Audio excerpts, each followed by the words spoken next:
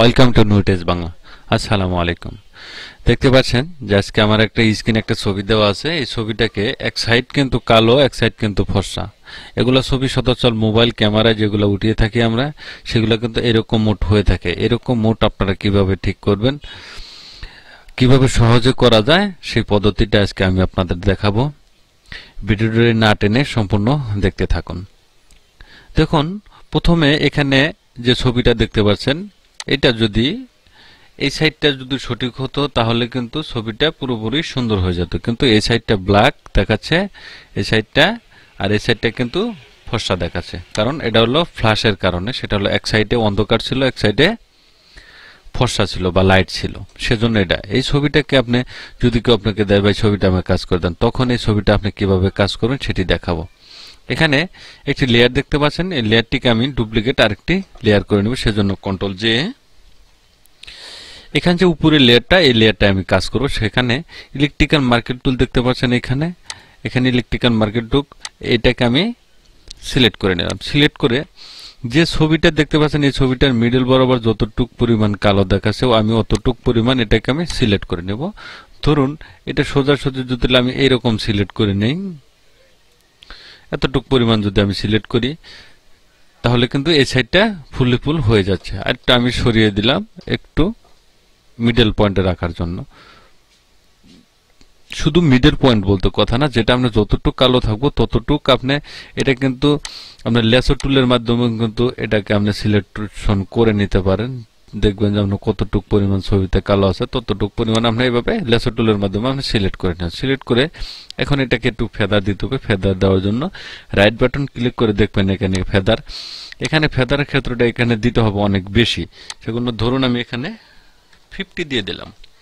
ফেদারটা 50 দেওয়ার পরে এখানে যদি আপনি কার্সটা বাড়িয়ে দেন, দেখেন কন্ট্রোল এম, এটা যদি আপনি এখানে বাড়ান, দেখেন ছবিটা কিন্তু শুধু এক সাইড ফর্সা হচ্ছে, এই সাইড কিন্তু ফর্সা হচ্ছে না। কারণ আমার এই সাইডে প্রয়োজন না, শুধু এই সাইডে প্রয়োজন। সেক্ষেত্রে এই লেভেলটাকে ঠিক করতে হলে যদি আপনি সঠিকভাবে করতে চান, সে পন্থা কার্সের মাধ্যমে আপনি করতে পারবেন না। প্রথমে আপনি লেভেলে চলে যাবেন, কন্ট্রোল এল।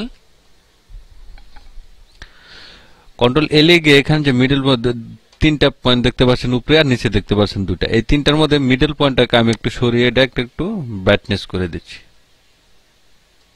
এখন দেখুন মোটামুটি হয়তো এটা মোটামুটি একটু ঠিক হয়ে গেছে। ধরুন এটা যদি আমি একটু বাড়িয়ে দিই, ধরুন আমি এতটুক পরিমাণ দিলাম। এখন দেখুন এটা আর এটা কিন্তু একটু ডিফারেন্স আছে, সামথিং করার জন্য আমরা চলে যাবেন ইমেজে দিয়ে যাবেন ব্রাইটনেস এন্ড কন্ট্রাস্ট, এটার মধ্যে গিয়ে এটা আরেকটু আপনি বাড়িয়ে দেন, এটা লাইটটা একটু বাড়িয়ে দেন। এখন দেখুন ছবির দু সাইডটাই কিন্তু সুন্দর হয়ে গেছে, বা এই সাইডটাও কিন্তু ক্লিয়ার হয়েছে। কিন্তু একটা জিনিস, সেটা হলো এই সাইডে ব্ল্যাকটা কিন্তু কম, এই সাইডে ব্ল্যাকটা একটু বেশি। সেজন্য আমি ইমেজে চলে যাব, আবার ইমেজে চলে অ্যাডজাস্টমেন্ট সিলেক্টিভ কালার, এখানে ব্ল্যাক কালার সিলেক্ট করে দেব। সিলেক্ট করে দিয়ে এটার ব্ল্যাকটা একটু আমি বাড়িয়ে দিচ্ছি, ওটা ওকে করে দিলাম। আবার চলে যাব ইমেজে অ্যাডজাস্টমেন্ট সিলেক্টিভ কালার, এখানে ব্ল্যাক সিলেক্ট করে দিব, আবার আরেকটু বাড়িয়ে দিলাম। এখন যদি আপনি একটু ব্লু কালার করে দিতে চান, সেক্ষেত্রে আপনি এখানে কিন্তু করে নিতে পারেন। আমি এটাকে আরেকটি ডুপ্লিকেট লেয়ার করে নিচ্ছি, কন্ট্রোল জে। এখন আমি এই সাইডটাকে ব্লুটা একটু ঠিক করব, সেজন্য আমি চলে যাব হিস্টোরি ব্রাশে গিয়ে এখানে ওভারলাইট করে দিলেও কিন্তু আপনার চোখটা একটু ব্ল্যাক কিন্তু হয়ে যাবে। বা দেখতে পাচ্ছেন এটা কিন্তু ব্ল্যাক হচ্ছে, কিন্তু আমি একটু কমিয়ে দিব। কমিয়ে দেওয়ার জন্য আর একটু বাড়িয়ে দিচ্ছি, কারণ ব্লুটা ঠিক করার জন্য। আমি যদি মাল্টিপ্লাই করে দিই,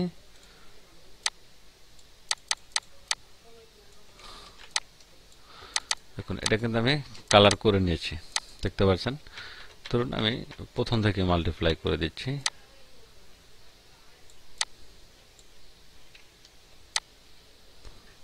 এটা কিন্তু কালো কিন্তু হয়ে গেছে।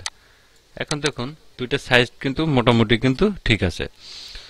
এখন চুলটা যদি আপনি একটু কালার করতে চান, চুলটা আপনি একটু ব্ল্যাক করে দিতে পারেন। এখানে মাল্টিপ্লাই একটু হিস্টোরি ব্রাশ টুলে ঘষে আপনি চুলটাকে একটু ঠিক করে দিবেন। ঠিক করে দিলে দেখতে পারবেন যে এই সাইডটা কিন্তু ওকে হয়ে গেছে। এখন দেখুন এখানে কিছু অংশ কিন্তু বাদ রয়ে গেছে, এই যে দেখতে পাচ্ছেন এখানে এই সাইডটা ফর্সা, এই সাইডটা কিন্তু একটু কম। সেজন্য আমি আবার লেসো টুলে যাব। লেসো টুলে গিয়ে এখানে যতটুক বাদ আছে এই জায়গাটুকু আমি এখানে সিলেক্ট করে নেব। আবার ফেদার দিয়ে দিলাম। কন্ট্রোল ডি বাটন প্রেস করলে কিন্তু আপনার ফেদার চলে আসবে। দেখতে পাচ্ছেন control alt D button press করে দিবেন, এটা ফেদার চলে আসবে।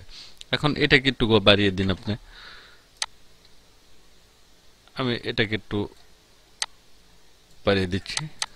দেখুন এখন দেখুন বইটা কিন্তু ফুললি ফুল অ্যাডজাস্টমেন্ট হয়ে গেছে, ঠিকঠাক কিন্তু হয়ে গেছে। এখন আমি দুইটা লেয়ারকে এক করে দেবো কন্ট্রোল ই বাটন প্রেস করে।